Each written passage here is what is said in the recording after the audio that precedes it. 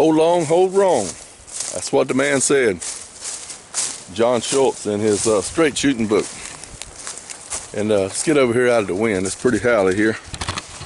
Get my camera fixed. And so I shot that shot with my Northern Mist. I've been hunting with my creek walker, and I just walked by there and this bow jumped in my hand. Y'all ever had that happen? And so I'm not hunting today. I just come out here to shoot. It's wintertime in South Georgia today. 2 days ago it was summertime. But down here at my house here walking around. But anyway, I want to talk about shooting the bow again, and I want to talk specifically about the hill style swing draw. And I'm no master of it by no means, but I believe for me it's the best shooting technique that I can use. I have the most success when I use that, and I've tried everything else, trust me. I am a gap shooter, or split vision I guess you'd call it. And Daisy, come on. And this works for me. But the topic of this is hold long, hold wrong. That's by one of the super good shots, probably one of the best that's lived. And he's meaning hit anchor. Why hold? I mean, you hit anchor, you're on your spot, and then any movement after that is going to help you to miss. Now, if you're one of those guys that have to hit the solid anchor and you got a clicker and all these other things that you do, and it works for you, nothing wrong with that, then that's what you do. But for me, hunting, I like this swing draw technique, and I like this hit anchor and shoot, be on your spot. And a couple things we're going to talk about that have to happen in order for that to work. So let's get started. This is crazy right here. I drove 80 miles pig hunting last week, one way, and I hunt a lot of anywhere from 15 to 40 miles from the house. My barn is right there. You see my truck right over there. My barn is right here.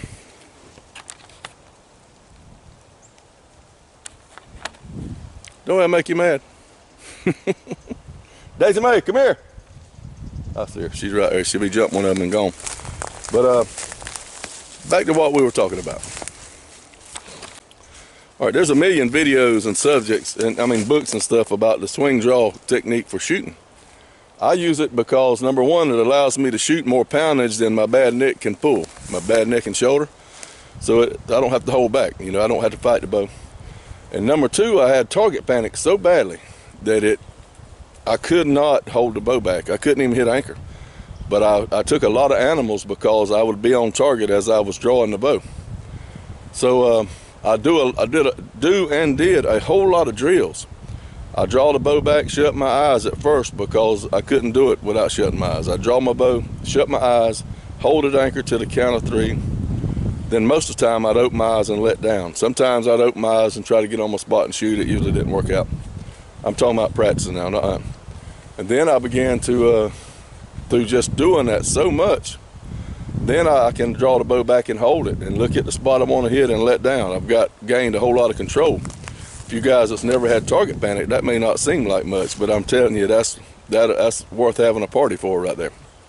And now I can draw the bow back and hold and count and let down or shoot or whatever.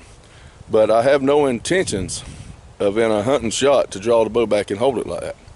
I'll pick my spot, I draw the bow back, I hit anchor, and it's gone. And that's my most accurate way to shoot. All the pushing forwards with the bow, the back tensions, pulling straight back, I'm on my spot, why hold it back, let her eat. Once I hit anchor and try to hold, then things start moving on me. So, but the key to this is being on your spot when you touch anchor. Hold long, hold wrong. If you're on your spot, that's good. But if you're not on your spot, then you got to hold till you get there, right? So, one of the things that the problems that I've had in the past, with any kind of shooting, is bearing down on my spot I wanted to hit. You got to be shooting at something to hit it. So I would say a deer's coming. I'm in the tree stand there. A deer's coming, and I'm watching the deer. I'm watching the animal, and he's coming up there, and then he's sideways right there. I'll start drawing the bow and then look at my spot, and that almost never ends good. When he gets in there and gets sideways, I'll go to my spot, focus on it that split second, then draw back and shoot. That ends pretty good most every time. And like the other day, I had a video where I'd got on a hog, it's a couple of videos back, and he was in some thick stuff. He wasn't far, he was 7 yards, and I could see a hole, and in the video I mentioned I could see his elbow I should have shot. And because I had a hole to shoot through, but I was waiting on him to step out and have a wide open shot, you know. But the point to that is, I said I could see his elbow. When I shoot at an animal, I look right over their elbow. That's what I shoot for. I shoot low. People give me crap about that, and some people say, hold low, miss low. That's up to you. But for me, shooting at the bottom third of an animal pays off. Number one, for solid, good blood trails. Number two, a lot of times the deer squat. And number three, if I shoot low, I ain't wounded him. If I'm shooting for the middle of his lungs and I shoot a little bit high, I'm probably gonna lose him. And he's gonna die, maybe quick, but he'll die and I probably won't find him. Or I'll just hit above his lungs and he may suffer for 2 months before he dies. So I believe in shooting low for a whole bunch of reasons. Blood trails, there's up in the middle of his lungs, that's just brown if it's a deer. But if you get down there around his elbow, it gives you some curves and features and changes of color and hair. It gives you a spot to pick. So I shoot low. In the video, I mentioned that I could see the pig's elbow. That means I should have killed him. But it also means that I was doing exactly what I'm supposed to do. Instead of watching that pig, I was watching the spot I wanted to hit. And that's what you have to do. When you're shooting at an animal, you got to bear down on that spot. Your eyes can't leave it. You got to bear down on that spot, come on back to anchor and shoot. And if you break that rhythm, if you draw back and something happens you hear and you stop mid-bow, don't come on back. Start all over. Hold long, hold wrong. You draw the bow back, bear it, you're on the spot the whole time. If there's any break in there from your spot, you're not going to make a good shot, probably. So you come on back to anchor and then shoot. And it's a really good, and like I said, I'm a gap shooter, but I have been really, Nate Steen has a blog. I guess that's what you call it, a blog, where he's given some tips along the way. He's an incredible bow hunter and shot. And so I was really bearing down. My focus now has been more on the spot. I mean, really bearing down on it. And so I don't, even though I'm a split vision or a gap shooter, when I come up with the bow, I'm on, when I come up with the bow and then I start coming straight back to shoot the last 10% of my draw, my gap is there. I'm looking at the spot I want to hit, but just through doing this so much, my gap, and you guys gap shooters know, I'm on my gap, and I'm really bearing down on my spot. I come straight back and make the shot. This won't work for you if you got to hit anchor and then hunt a gap. But this is a very good way to hunt. It keeps you, allows you to shoot more pounds than a guy trying to hold the bow back, and it works good for me. And I might even be able to teach this little sassy joker that's rubbing right here by my house a lesson next year. So, but anyway, I wanted to share that with you. I had my Northern Mist out shooting today, and it's amazing how you can take these hill style bows I got. Every single one of them shoot the same. The Northern Mist is a pound or two lighter than my Creek Walker, and I shoot a 5-pound spine less arrow, you know. I shoot 55-60 in my Creek Walker. I shoot 50-55 in my Northern Mist, and it's a couple pounds less, and but the arrows weigh the same. When I order my arrows, no matter what the spine is, I ask them I want to finish out with a 600 grain arrow. So the trajectory and all that stays the same pretty much. And except on longer shots, I'm sure the lighter pound bow probably might shoot not quite as flat, but that would be out there like 30-40 yards. I don't care about that. But anyway, that's a tip for you. Pick a spot, bear down on it through the entire shot process. Don't have you, I've done some missing before, and I know why I did it. I'm looking at my spot, and I was fighting target panic. My focus went from bearing down on my spot, and about halfway through my draw, I started thinking about my anchor. And the focus on my spot got really, really wide, as big as the whole animal probably. But I hit anchor, and I missed.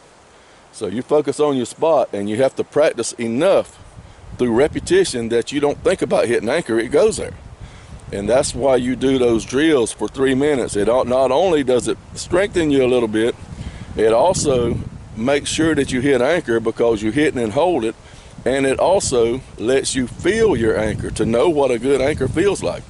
And I was telling my buddy James, just started with a longbow, some of the best practice you can do is in your living room, drawing the bow back, and hitting anchor and letting down. If you ain't got time to go shoot, you can't go nowhere, draw that bow back about 20 times every evening, touch anchor, and learn what it feels like to hit anchor. Then when you get on your spot, you bear down on your spot, you hit anchor and let her eat. Hold on, hold wrong. I believe that. John Schultz believed it as well. So thank y'all for watching my videos. Y'all keep the good Lord first. And maybe if this wind delay, it's colder right now at about 10 o'clock than it was this morning at daylight. But I'm thinking tomorrow, if the wind lays, tomorrow will be a really good day to get after them. And Lord willing, that's what we're going to do. Got to take my boat to the shop and get her tuned up for the spring season here. That's what I'm doing this evening. Catch y'all next time. Thank y'all for watching. Keep the good Lord first. Don't forget that ever.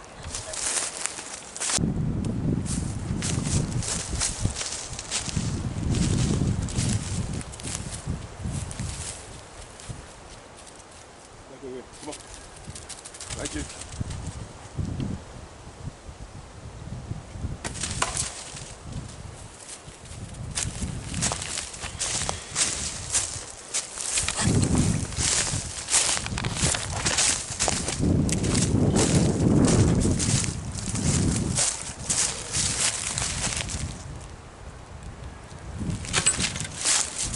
Forgot I had that. I'd napped that joker out there on a stump one day.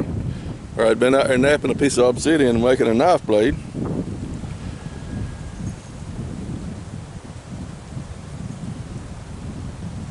I reckon I need to finish it up.